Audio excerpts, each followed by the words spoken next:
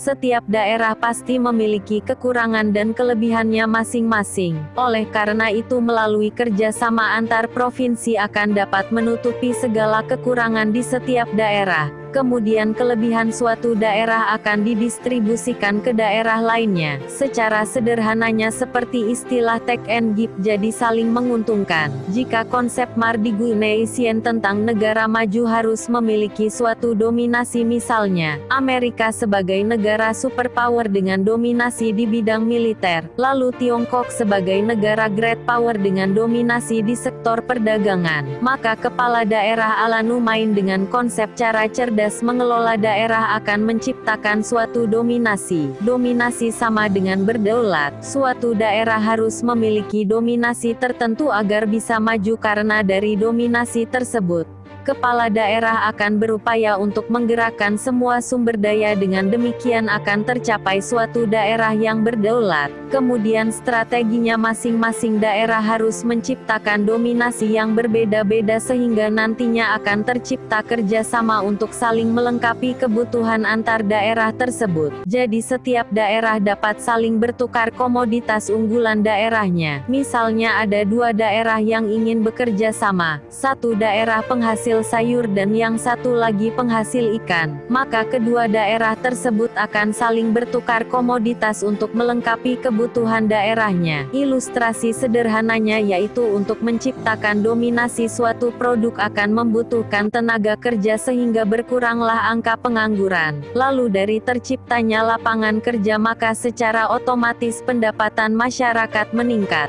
Kemudian dari pendapatan masyarakat yang meningkat akan menaikkan daya beli sehingga diharapkan tingkat konsumsi masyarakat juga ikut naik, yang berdampak positif kepada pertumbuhan ekonomi di daerah. Jadi perekonomian suatu daerah tumbuh karena menciptakan dominasi suatu produk, lalu produk tersebut dibeli oleh daerah lain. Melalui kerjasama yang ada timbal baliknya sehingga kerjasama ini saling menguntungkan. Dengan konsep Numain, semua potensi daerah akan dikembangkan agar tercipta provinsi, kabupaten, kota yang maju.